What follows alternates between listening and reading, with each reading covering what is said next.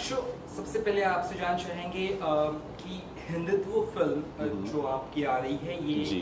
आपको कैसे अप्रोच किया गया और कैसे ये आपको ये फिल्म मिली? सो बेसिकली मैं एक मॉडल की तरह काम करता था। दिल्ली से मैं बॉम्बे आया, मॉडल करता था मैं। एंड मैंने जैसे एक तरीका होता है कास्टिंग के थ्रू, मैंने कास्टिंग दी एंड 2-3 महीने निकल गए। उसके बाद मुझे लगा ये भी एक नाकाम कोशिश है। लेकिन देन सडनली मुझे एक दिन कॉल आता है एंड वो कहते हैं कि आपको ऑफिस बुलाया है, डायरेक्टर को आपसे मिलना है। मैंने कहा ठीक है। अब मुझे लगा कि डायरेक्टर मुझसे एक्टिंग कराएगा या कुछ करने को बोलेगा। मैंने मोनोलॉग वगैरह सब तैयार करा। मैं डायरेक्टर से मिला और डायरेक्टर ने मुझसे कुछ एक्टिंग नहीं कराई। उसने सिर्फ मुझसे एक जनरल नॉलेज वाले क्वेश्चन पूछे, वर्ल्ड पॉलिटिक्स के बारे में पूछा। एंड मैंने पूछा सर आपको कुछ देखना नहीं है? सर कहते नहीं। सर कहते मैं एक स्मार्ट एक्टर ढूंढ रहा हूँ जो बस एक एक्टिंग नहीं जानता हो, वो आसपास की सारी चीज़ें जानता हो। तो उसके बाद मैं घर गया। 2 दिन के बाद मुझे कॉल आता है कि आपको ये रोल मिल गया है। एंड वो चीज़ मेरे लिए बहुत अनएक्सपेक्टेड थी, बट सब्र का फल और कुछ नहीं। That's so nice. लक्ष्य, ये मुझे बताइए कि जैसे आपने कहा कि आपसे जनरल बातें उन्होंने पूछी, जी। क्या थोड़ा सा आपको अलग लगा ये कि नॉर्मल से हटके अलग? जी बिल्कुल। मैंने बिल्कुल एक्सपेक्ट नहीं करा था कि जनरल नॉलेज या वर्ल्ड पॉलिटिक्स के बारे में पूछेंगे मुझसे। बट देन मैं ज़्यादातर न्यूज़पेपर्स और यूट्यूब वीडियोस देखता रहता हूँ एंड स्पेशली लाइक जिम के बाद आके मैं सुबह 8 बजे आती है 100 ज़बरदस्त न्यूज़ एंड ऑल ऐसे आती हैं जिसमें 100 न्यूज़ दिखाते हैं। तो वो चीज़ मेरी एक आदत है बहुत पहले से। तो शायद उस चीज़ का आज मुझे फल मिला एंड मैं उन्हें सारे आंसर्स एंड मैं हेल्दी डिस्कशन कर पाया। ये नहीं कि हाँ में हाँ मिलाना, लेकिन जो गलत था वो गलत, जो सही था वो सही। सो ये फिल्म का जैसे प्री प्रोडक्शन कब स्टार्ट हुआ, कब शूटिंग स्टार्ट हुई, अभी क्या चालू है पोस्ट प्रोडक्शन? जी बताइए जी ज़रा, और आपके किरदार के बारे में। जी तो इसका प्री प्रोडक्शन लास्ट ईयर जनवरी में स्टार्ट हुआ था एंड हमने ये मूवी शूट करी है फरवरी एंड मार्च में। ये पूरी शूट उत्तराखंड में हुई है, मसूरी, देहरादून, ऋषिकेश, अलग अलग जगह। और जो मेरा किरदार है वो नेगेटिव रोल है। तो बेसिकली नेगेटिव रोल मेरे लिए बहुत अलग चीज़ थी क्योंकि मैंने उस चीज़ के बारे में कभी सोचा नहीं था। तो जो इस पिक्चर में मैं प्ले कर रहा हूँ वो एक कश्मीरी लड़का है। तो उस कश्मीरी के दिमाग में जाने के लिए मुझे ये जानना ज़रूरी था कि वहाँ पे ये सोच है क्यों। तो उसके लिए मुझे पहले पूरी हिस्ट्री पढ़नी पड़ी, सारी पार्टीशन से लेके अब तक क्या दिक्कतें हैं, क्या अलग अलग आइडियोलॉजीज़ है। तो जैसे जैसे मैंने पढ़ना शुरू करा और जैसे जैसे हमने शूट शुरू करा, एक टाइम पे ऐसा आ गया था जो हमारे मूवी के हीरो हैं आशीष शर्मा, जब वो स्माइल भी करते थे तो वो अंदर से मुझे खुंदस आती थी। मतलब वो चीज़ इतनी किरदार में मेरे अंदर बैठ गई थी। तो मैंने ये जाना कि जैसे जैसे मैंने उनकी लाइफ के बारे में पढ़ा अलग अलग, क्योंकि हर इंसान की अलग स्टोरी होती है, सबकी अपनी स्टोरी होती है। तो मैंने कश्मीरी जो लोग हैं वहाँ की स्टोरीज़ पढ़ी, उनके बारे में जाना, उनकी प्रॉब्लम्स जानी, उनकी ये जाना कि वो क्यों अलग अलग जो भी चीज़ें होती हैं कश्मीर में वो क्यों होती हैं। तो हर इंसान के कुछ ना कुछ करने के पीछे एक रीज़न होता है। तो जब मुझे एक रीज़न मिला तो वो मेरे कैरेक्टर में काफ़ी हेल्प करा। नाम कैरेक्टर का आपका क्या है, और क्या ये जैसे फिल्म आई थी द कश्मीर फाइल्स, वो भी कश्मीर के पूरे जी इश्यूज जी पर थी? जी। तो ये क्या वो वैसा कुछ है कि थोड़ा हटके है? नहीं, ये कश्मीर फाइल से बिल्कुल हटके है। बेसिकली ये स्टूडेंट पॉलिटिक्स के ऊपर है और हिंदुत्व एक रिलीजियस चीज़ नहीं, हिंदुत्व एक जीने का तरीका है। बेसिकली अगर आप इसके बारे में पढ़ो तो ये एक जीने का तरीका है। ये किसी भी रिलीजन को एक पर्टिकुलर रिलीजन से नहीं जुड़ा। जैसे कि हिंदुत्व में योगा भी आता है, लेकिन आज के टाइम में पूरी दुनिया योगा करती है। तो ये इस चीज़ का कोई रिलीजन, ये एक जीने का तरीका है। और बेसिकली हमारी मूवी में ये दिखाया गया है कि सारे रिलीजन की एक ही जड़ होती है, वो है ह्यूमैनिटी, इंसानियत। तो आखिरी में हमारी मूवी में ये दिखाया है कि इंसानियत ही जड़ है जिससे सारे रिलीजन निकले।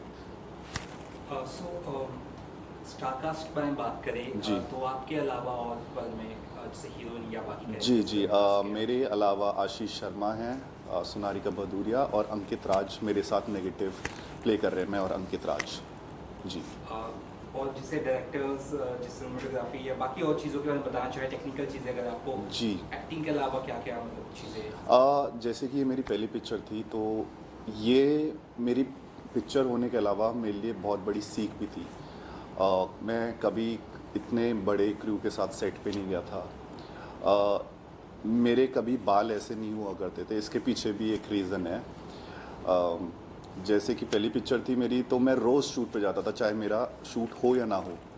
एक दिन मैं शूट पे गया जिस दिन मेरा शूट नहीं था, और मैं बस शावर लेके गया, बस बाल ऐसे करके और चला गया। और उस दिन बाई चांस डायरेक्टर ने कहा अच्छा लक्ष्य का भी शॉट ले लेते हैं। अब वो कंटिन्यूटी की वजह से मेरे बाल ही ऐसे हो गए और अब तक मुझे वही बाल रखने पड़े। लेकिन वो चीज़ मेरे लिए अच्छी हुई, वो चीज़ मेरे लिए एक पॉजिटिव चीज़ हुई, अच्छा रिस्पांस आया। तो उसके अलावा काफ़ी चीज़ें, कैमरे के पीछे क्या होता है, मतलब जो हमें एक स्क्रीन पे दिखती है उसके पीछे कितनी बड़ी दुनिया है, वो जानने को मिला।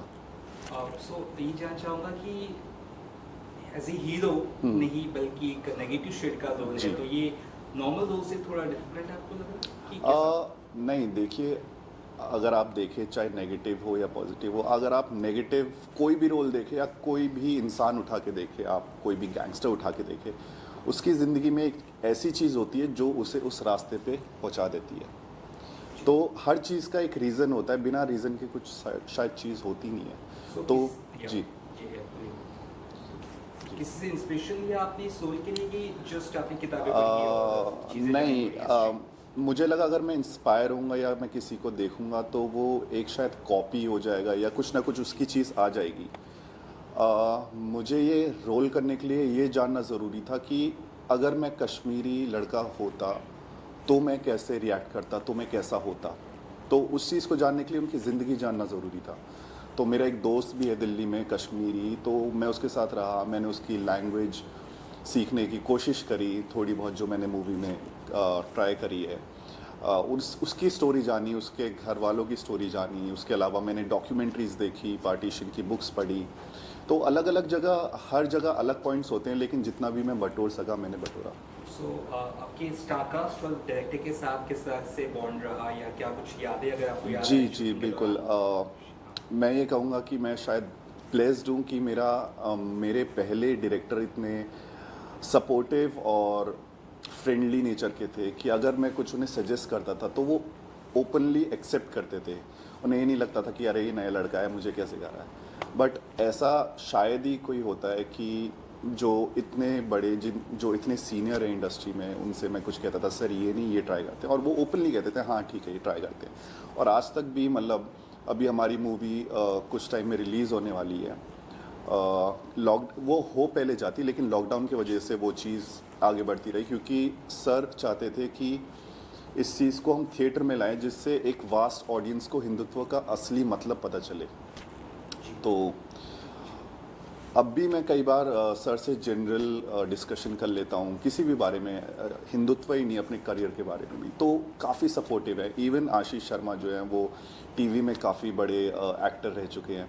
सो उनसे भी अगर मतलब कोई शॉट होता था और मैं सोचता था कि मैं उन्हें भैया कहता था, भैया ऐसे नहीं ऐसे कर लेते हैं, तो वो बहुत सपोर्टिव थे हर चीज़ में। एंड ऑफ कोर्स अब एक्टिंग में सबसे बड़ी बात होती है, अगर दूसरा इंसान भी उस सीन में इतना इन्वॉल्व हो जितना आप इन्वॉल्व हो तो आपके लिए बेटर हो जाता है।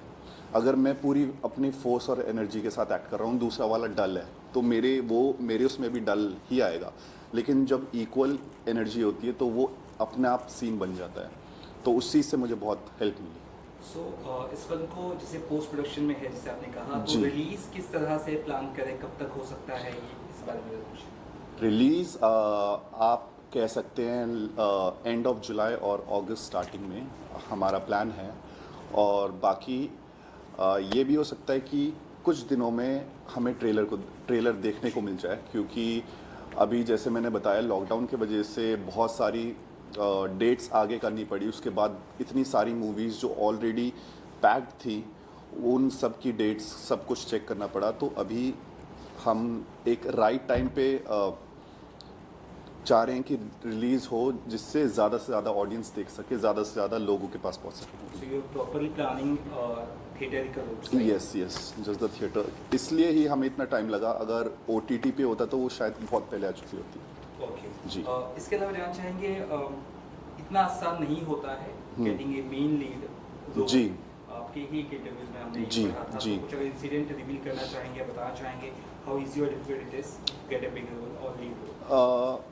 मैं ये मानता हूँ कि ये चीज़ें हर जगह होती है। लोग कहते हैं कि नेपोटिज्म है, लोग कहते हैं ये है वो है। ये हर जगह होती है। अगर मेरा भी कोई दोस्त हो और मेरे पास दो ऑप्शन हो कि दोनों इक्वली टैलेंटेड है, लेकिन उस चीज़ को मैं रखूँगा इक्वली टैलेंटेड है, तो ऑफ कोर्स एक इंसान की प्रायोरिटी होती है कि मैं इसको दे दूँ। तो ऐसे बहुत बार हुआ है, लेकिन इस चीज़ से मुझे कभी बुरा नहीं लगा, क्योंकि मैं अपने माइंड में बहुत पॉजिटिव हूँ। मैं हर रिजेक्शन को एज अ फ्यूल लेता हूँ।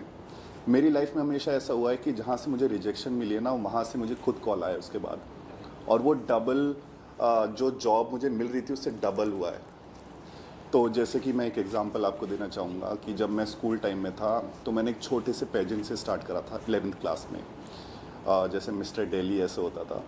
तो मैं वहाँ गया, मैंने 15 दिन जी जान से मेहनत करी और मैं टॉप 50 में भी नहीं आया, कुछ नहीं आया मेरा। 2 साल मैंने काम करा, 2 साल में मैंने मिस्टर इंडिया क्रैक करा। मिस्टर इंडिया में मैं सबसे छोटे उम्र का मिस्टर इंडिया रह चुका हूँ। 19 साल की उम्र में मैंने मिस्टर ग्रैंड इंटरनेशनल में अपने भारत को रिप्रेजेंट करा था, और उसी मिस्टर दिल्ली उसी पेजेंट ने मुझे एज अ जज बुलाया। तो ये ऐसी कई स्टोरीज हो चुकी है। तो मेरे साथ कभी भी ये होता है ना, तो मैं इस चीज़ को ये नहीं लेता कि यार क्या हो गया, मैं इस चीज़ को लेता हूँ अच्छा आज रिजेक्ट हुआ हूँ, कल ये मुझे खुद बुलाएंगे। तो ये चीज़ कभी नहीं रही। वैसे हाँ, कई बार ऐसा हुआ है कि मुझे मिलते मिलते रोल किसी और को प्रायोरिटाइज करके मिल गया हो, लेकिन ठीक है, जिसकी किस्मत में जो है वो छीन नहीं सकता। सो इस फिल्म के बारे में जैसे और कुछ अगर आप बताना चाहे, जैसे डायरेक्टर है, प्रोड्यूसर है, बाकी जी। प्रोडक्शन हाउस के बारे में? इवन प्रोड्यूसर हमारे बहुत ज़्यादा फ्रेंडली थे। मतलब शूट के बाद हम सब मसूरी देहरादून घूमने जाते थे। हमारे प्रोड्यूसर साहब को खाना बहुत पसंद, तो वो हर चीज़ खाना ट्राई करते थे। तो अपार्ट फ्रॉम दिस, इस मूवी जैसे ही पहली मूवी थी, इस चीज़ में मुझे शायद इतना कोई भी स्कूल या कोई भी वर्कशॉप नहीं सिखा सकती थी जितना एक हम प्रैक्टिकल लाइफ में जाके सीखते हैं। और सबसे अच्छी बात है कि आजकल के टाइम में जैसे ये ऐसी मूवी है जो पूरी फैमिली देख सकती है विदाउट हेजिटेशन। मतलब दादा दादी सब देख सकते हैं। तो ये मेरे लिए बहुत अच्छी बात रही कि मैं अपनी पहली पिक्चर अपनी पूरे परिवार, पूरा ख़ानदान को दिखा सकता हूँ कि हाँ, बिना किसी हेजिटेशन के, बिना कुछ ऐसे सीन के जिससे मुझे लगे कि नहीं यार मुझे अजीब लगेगा। जी। तो लोकेशंस कौन कौन से थे, या फिर क्या आपने सही में कश्मीर में जाके शूट किया? जी, कश्मीर में अभी पॉसिबल नहीं था उस टाइम पे, क्योंकि कोविड की वजह से काफ़ी रिस्ट्रिक्शंस थी काफ़ी स्टेट्स में। तो हमने ट्राई करा जितना भी हम उत्तराखंड को दिखा सकते हैं उस वे में। बेसिकली जो स्टोरी मेन है वो देहरादून के कॉलेज की है, लेकिन उसमें थोड़ा सा पार्ट है जो कश्मीर का दिखाया है, जो कि मसूरी में शूट हुआ था। जी सर। आखिर में जॉर्जिया पे कोई अपकमिंग प्रोजेक्ट्स है इसके अलावा आप कर रहे हैं या कुछ? जी, अभी मेरी 2 मूवीज़ और हैं जो मैं जल्द ही अनाउंस करूँगा, जो ऑलमोस्ट साइन हो चुकी हैं। आई मीन साइन ही हो चुकी है, लेकिन मैं अलाउड नहीं है मुझे वो चीज़ बतानी अभी। जैसे ही प्रोडक्शन की तरफ से मुझे ग्रीन लाइट मिलती है, मैं उस चीज़ को रिवील करूँगा। Any message to your fans and audience? Yes of course. मैं बस ये मानता हूँ कि जो अगर आप किसी चीज़ को दिल से करना चाहते हो, उस चीज़ को करते रहो बस। बिना हेजिटेशन के, बिना डर के, बिना फेलियर के डर के। आज के टाइम में मेरी सबसे बड़ी सुपर पावर ये है कि मैं फेलियर इतनी सही है मैंने कि अब जैसे होता है ना कि किसी चीज़ को इतना सहा है कि अब उसका डर ही ख़त्म हो गया। तो अब भी मैं कोई भी ऑडिशन देता हूँ भूल जाता हूँ। अब फिर मुझे फ़ोन आता है, अच्छा अरे हाँ वो ऑडिशन दिया था, अच्छा आ गया। तो ये फेलियर को एज अ फ्यूल लो, कि फ्यूल की तरह भरते रहो। मतलब आज उसने मना करा है, कल वो खुद बुलाएगा। तो ये एटीट्यूड रखोगे तो कभी फेल नहीं होगी ज़िंदगी में। Any actor director inspires you या आपको काम करने का मन है आगे? जी मेरा बहुत दिलो जान से जो मेरा मन है वो इम्तियाज़ अली सर हैं, जो जैसे कि मैं 4th क्लास से मैं गिटार और इंस्ट्रूमेंट्स काफ़ी बजाता हूँ, तो मैं अपने स्कूल में बैंड में भी रह चुका हूँ। तो जब मैंने रॉकस्टार मूवी देखी थी उनकी, तो मैं बिल्कुल आज तक शायद मैंने 100-150 बार देख ली होगी, और हर बार मुझे वो मूवी इतनी अच्छी लगती है। जो जिस लेवल की शिद्दत इम्तियाज़ सर दिखाते हैं शायद ही किसी और डायरेक्टर में मैंने देखी हो। तो मैं ज़रूर एक म्यूजिशियन, एक लवर बॉय म्यूजिशियन का रोल प्ले करना चाहूँगा जो इम्तियाज़ सर डायरेक्ट करें। Thanks a lot. Thank you sir, thank you so Thanks a much, lot. Thank you.